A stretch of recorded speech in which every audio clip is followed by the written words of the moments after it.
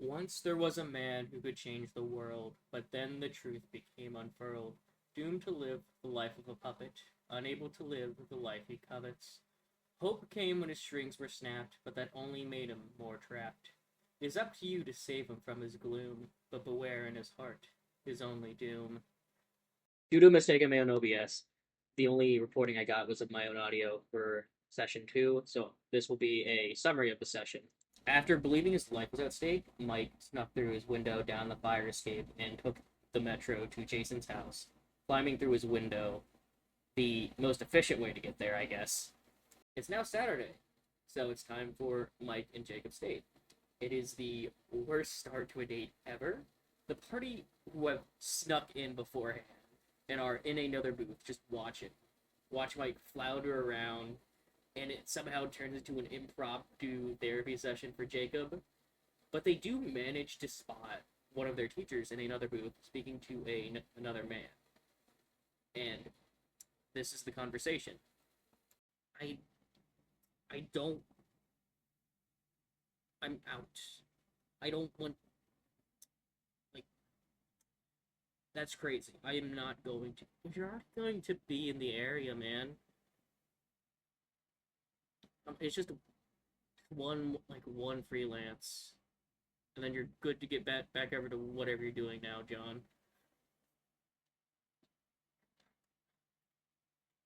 Like,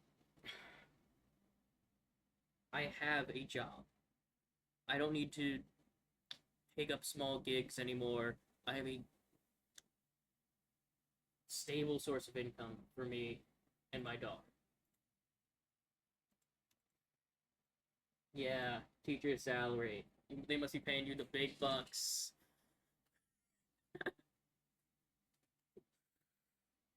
Well, just think about it. And he's going to set a card in front of him, and he's going to walk out.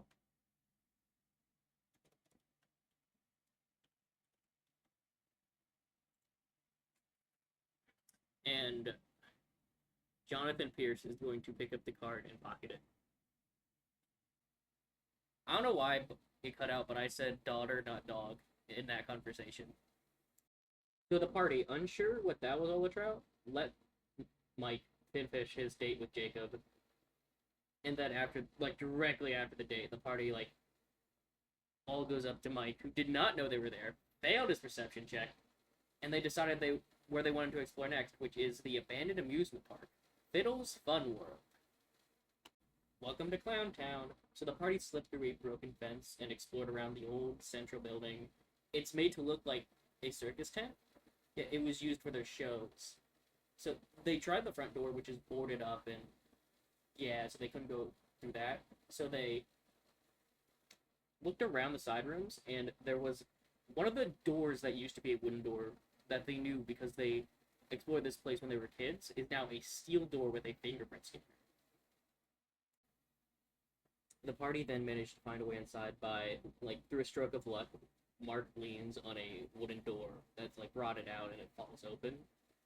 So yeah, they enter in through the employee entrance and directly into an old storage room with an old, test your strength machine with its, big-ass rubber hammer, a bunch of old costumes on racks, boxes with just various circus decorations, and a 12-foot tall painted wooden statue of the circus mascot, Fiddles the Clown. So yeah, the room has 3 doors, the one they entered through, one to the left and one to the right. So they head to the room to the left. It's just an old storage room. It had a hatch to the basement, but it's been bolted down with steel plates. The basement is where the steel door also would have led to. So there's just a bunch of defunct merchandise, and Mark kicks a box, and breaks a bunch of Fiddles the Clown ornaments. So they head back to the room they were before, and they notice something. Well, more the lack of something. Guys, the clown isn't there. Mark then says that they don't even want to see the basement, and then fails the deception check. And then this happens. Yeah, so you guys see all the boxes in the room rip themselves apart, and affix themselves in front of the door. The door that leads outside. As if flying around on invisible string. Looking around, listening. There, you in this room, you do see a busted vent cover, and you start to hear metal rapping in the vent above you. You see a red glove grab onto the side of the open vent, and another on. It is not face. It is the elbow begins to pull itself out, and it is not facing the way an elbow would bend on a real person. As then you see the other hand, and then you see the top of a little cone hat with a little ball at the top. As this clown is pulling themselves out of the vent, and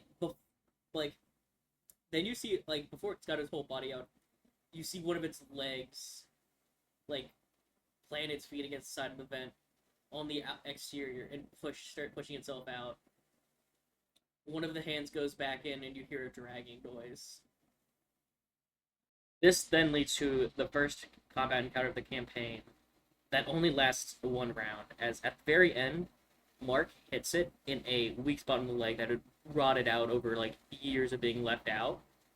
The giant wooden clown crashes into the ground, destroying the floor, and they all fall into the basement.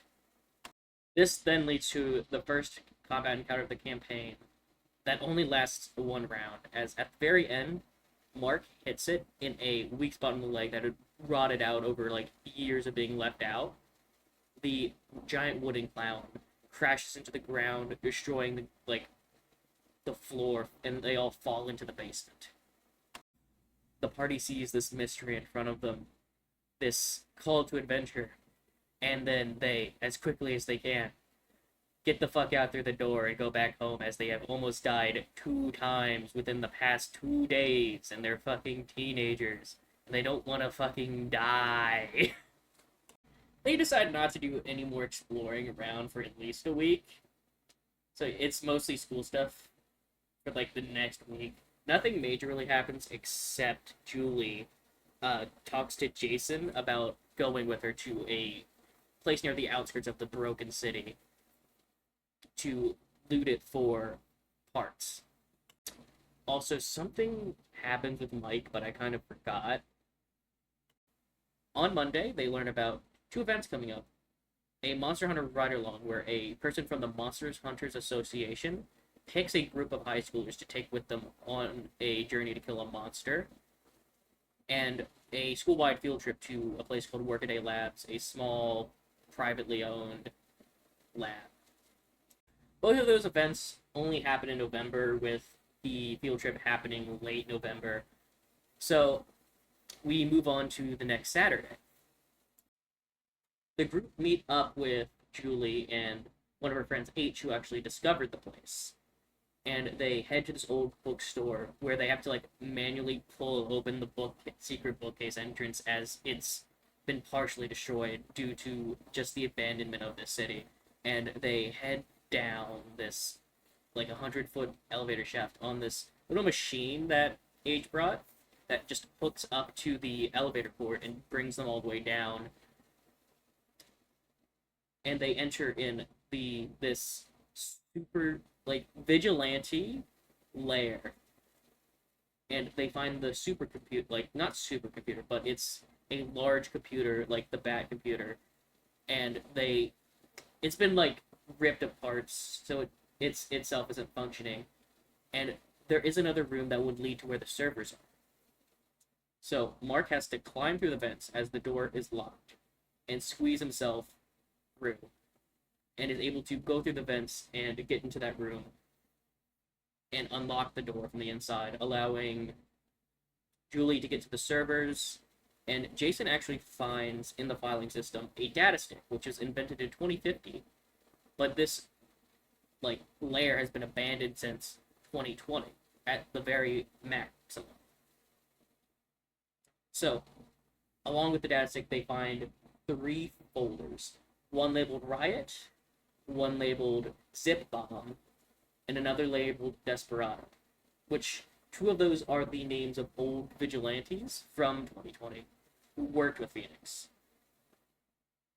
The third, that's unrelated, is Zipbomb, who was apparently a AI that came to life and was just wreaking all sorts of havoc on the internet that Phoenix managed to capture somehow.